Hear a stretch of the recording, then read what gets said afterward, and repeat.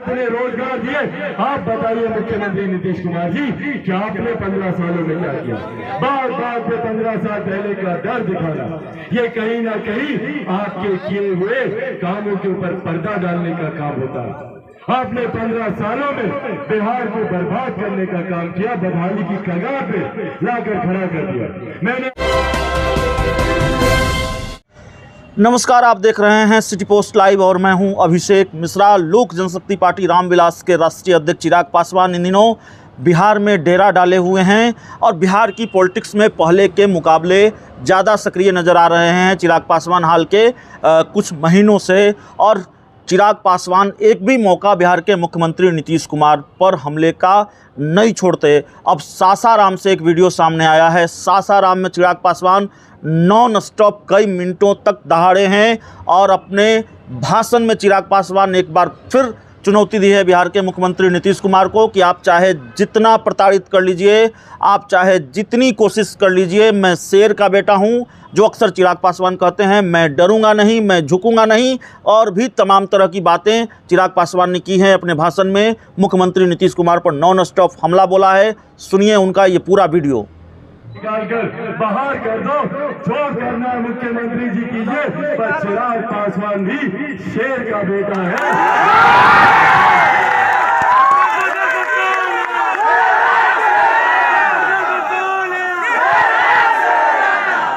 ना चिराग पासवान किसी से डरता है, ना किसी के सामने झुकता है।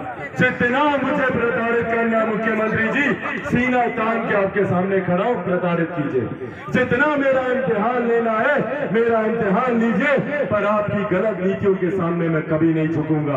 अगर मुझे झुकना होता तो 2020 का समय था भैया, पिताजी का निधन हुआ था। आराम से इनके सामने जाके मैं नतमस्तक होता, हमको कुछ नहीं करना था भैया, जाकर बस यूं झुकना था उनके सामने।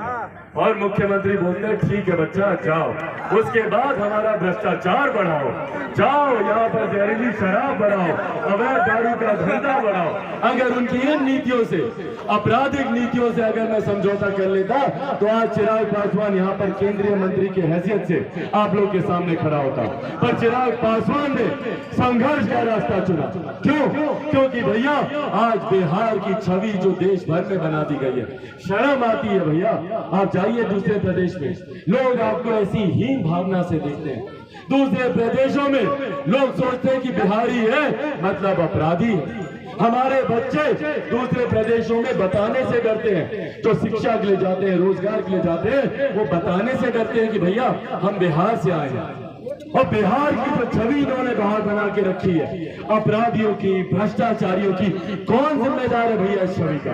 बार बार पर मुख्यमंत्री नीतीश कुमार जी बोलते हैं कि अरे जाओ, जाकर पूछो अपने बाप दादा से कि 15 साल पहले का बिहार कैसा था। भाई नहीं फर्क पड़ता हमें कि 15 साल पहले का बिहार कैसा था। पिछले 15 साल से आप मुख्यमंत्री हैं, आप बताइए कि आपने 15 साल में बिहार में क्या किया?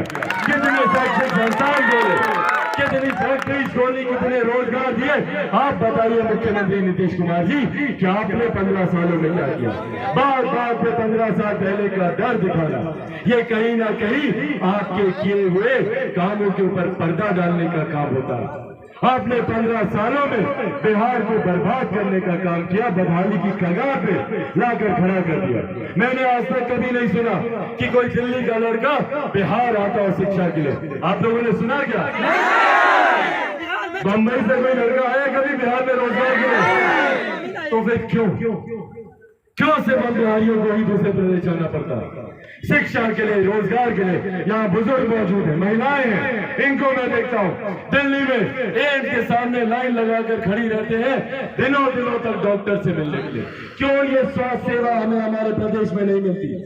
क्यों हमारे प्रदेश में बेहतर कॉलेजेस नहीं बनते, IT जॉब्स नहीं आते, IT सेक्टर नहीं खुलता? क्यों? क्योंकि मुख्यमंत्री नीतीश कुमार जी चाहते नहीं कि बिहार का युवा पढ़ लिख जाए। क्योंकि अगर बिहार का युवा पढ़ लिख गया, जानकार हो गया, अपने अधिकारों को समझने लग गया, तो मुख्यमंत्री से सवाल करने लगेगा जैसे चिराग पासवान मुख्यमंत्री से सवाल करेगा। और ये सवाल उनको पसंद नहीं आते हैं। तो सवालों को दबाने के लिए मुख्यमंत्री जी क्या करते हैं? दे दनादन लाठी का इस्तेमाल करते हैं मुख्यमंत्री जी। तो जिस तरीके से मुख्यमंत्री ने हर अपने खिलाफ उठती हुई आवाज को दबाने के लिए लाठी का इस्तेमाल, शिक्षक हो, इंजीनियर हो, डॉक्टर हो, एसटीईटी के छात्र हो, आरआरबी एनटीपीसी के लड़के हो, कोई वर्ग का व्यक्ति हो, जब जब उसने अपनी आवाज को बुलंद की, मुख्यमंत्री नीतीश कुमार जी ने लाठी चलाने का काम किया। लाठी अंग्रेज भी खूब चलाते थे और अंग्रेज एक काम और करते थे, क्या? बांटो और शासन करो, डिवाइड एंड रूल, फूट डालो और राज करते रहो। भाई शर्म आनी चाहिए प्रदेश के मुख्यमंत्री को। प्रदेश का मुखिया होने के नाते प्रदेश के मुख्यमंत्री की जिम्मेदारी थी कि 13 करोड़ प्रदेशवासियों को एक साथ लेकर चलते, सबके हक की बात करते, सबकी बात करते, सबको साथ लेकर चलते। पर यहाँ पर मुख्यमंत्री ने तो और हम लोग को बांटने का काम किया। दलित को महादलित किया, पिछड़ा को अति पिछड़ा किया, कभी अगड़ा को पिछड़ा से, कभी हिंदू को मुस्लिम से, सिर्फ बांटने की राजनीति। और आपने बांटा, हम बटे भी मुख्यमंत्री जी, हम बटे भी, पर बदले में क्या मिला बताइए? कोई एक ऐसा दलित महादलित परिवार है जो बताए कि जो घोषणा इन्होंने की थी, जो योजना इन्होंने बनाई थी, किसी को उस योजना का लाभ मिला हो? यहाँ पर चुनाव से पहले क्या घोषणा किए थे भैया? क्या क्या किसी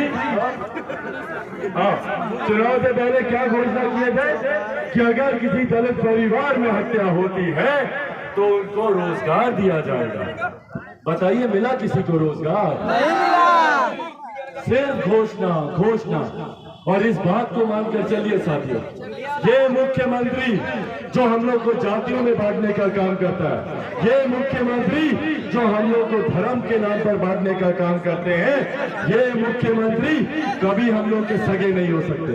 मुख्यमंत्री ने सिर्फ जातियां बनाने का काम किया अपने वोट बैंक के लालच में। आज बोलते महिलाएं हमारी वोट बैंक है, जाकर देखिए मुख्यमंत्री जी, जहरीली शराब से मरने वाले लोगों के घर में सिर्फ महिलाएं बची हैं। जब वो आंसू बहा रही होती है तो मुख्यमंत्री जी एक बार जाकर उनके आंसू पोंछना जरूरी नहीं समझते, एक बार नहीं चाहते कि किसी के परिवार पे जाकर मिले।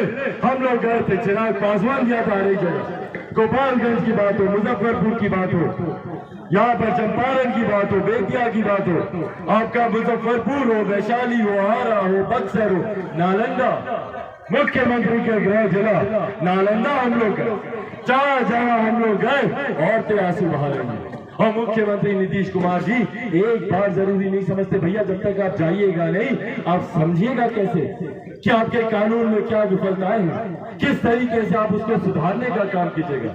पर मुख्यमंत्री नीतीश कुमार ने सिर्फ बात कर शासन करने का काम किया, कभी किसी दुखियारी के, कभी किसी पीड़ित परिवार के जाकर आंसू पोंछने का काम नहीं किया। इसीलिए साथियों ये आगाह करने आया हूं कि जरूरत है अब हम सबको एकजुट होने की, हम सबको एकत्रित होने की। हिंदुस्तान में अगर कोई एक फर्क है, कोई एक भेद है तो इतना कि एक अमीर जो अमीर होता जा रहा है, दूसरा गरीब जो गरीब होता जा रहा है। और जब तक इस अमीरी गरीबी की खाई को नहीं काटा जाएगा, तब तक जो विकसित राज्य बनाने का हम लोग सपना देखते हैं, उस सपने को हम लोग पूरा नहीं कर पाएंगे।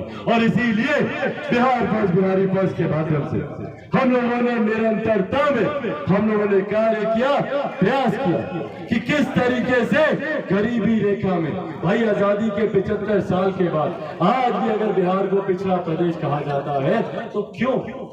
कई दिल्ली बंबई जैसे चमचमाते शहर बने और वही हमारा बिहार प्रदेश है। दिल्ली में विकास की बात तो मल्टीप्लेक्स, मेट्रो, शॉपिंग मॉल की बात, और यहाँ पर अगर विकास की बात होती है तो सोच हमारी सीमित हो जाती है कि हमारे आंगन में चापाकल कैसे करें, हमारे घर के सामने नली गली कैसे बने, हमारे गांव में ट्रांसफार्मर कैसे आए, यहाँ हमारी सोच आकर सीमित हो गई। इसीलिए साथियों बिहार फर्स्ट, बिहारी फर्स्ट के माध्यम से हम लोगों ने चाहते हैं हम लोग कि देश के, प्रदेश के, बिहार के हर एक गांव में, हर एक पंचायत में मूलभूत जरूरतों के अभाव को पूरा किया जा सके, हर जिले में मेडिकल इंजीनियरिंग कॉलेज खोला जा सके, हमारे गांव में ही फैक्ट्री लगे ताकि हमारे बच्चों को दूसरे प्रदेशों में ना जाना पड़े रोजगार के लिए। हमारे ही प्रदेश में आईटी जॉब, आईटी सेक्टर खुले।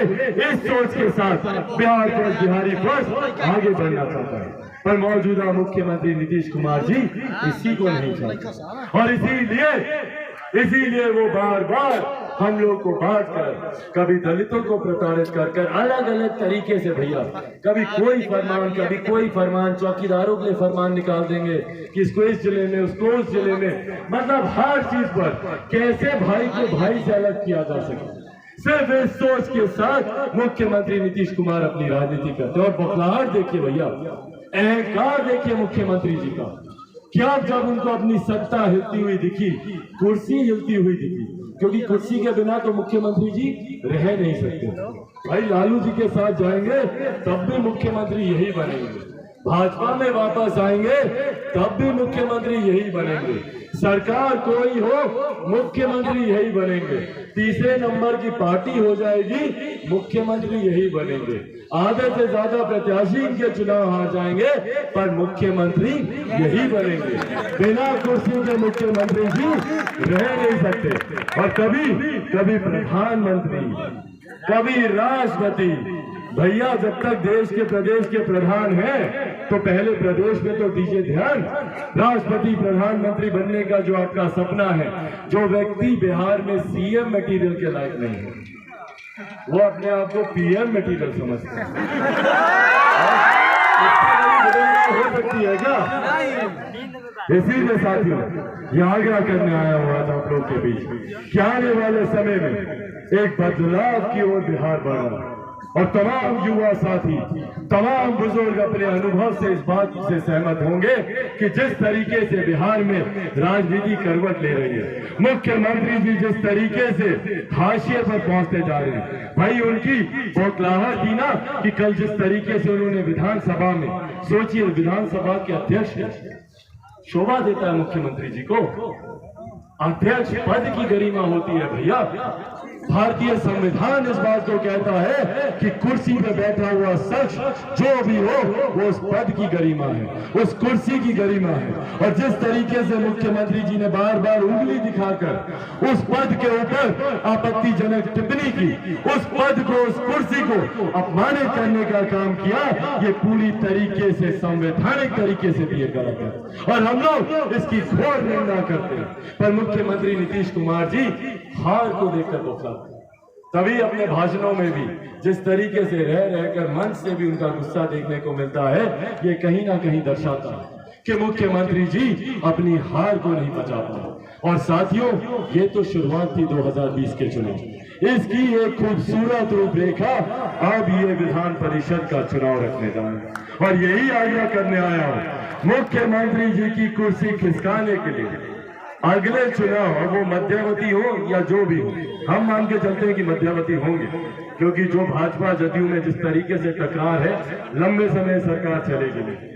तो जब भी चुनाव होंगे उसकी नींव में ये विधान परिषद के चुनाव इतिहास लिखेंगे और इसमें से जीता हुआ लोजपा रामविलास का हर एक प्रत्याशी, हर एक विधान पार्षद जो जीत कर जाएगा, वो अगले विधानसभा के चुनाव की तैयारी में आपके अधिकारों को मजबूती से रखते हुए विधानसभा विधान परिषद में अपनी बातों को रखेंगे।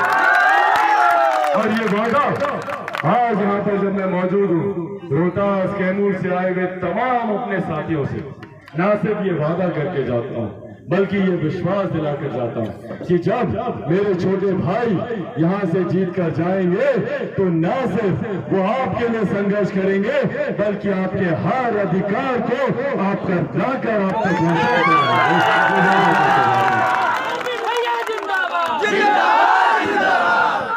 इसीलिए साथियों,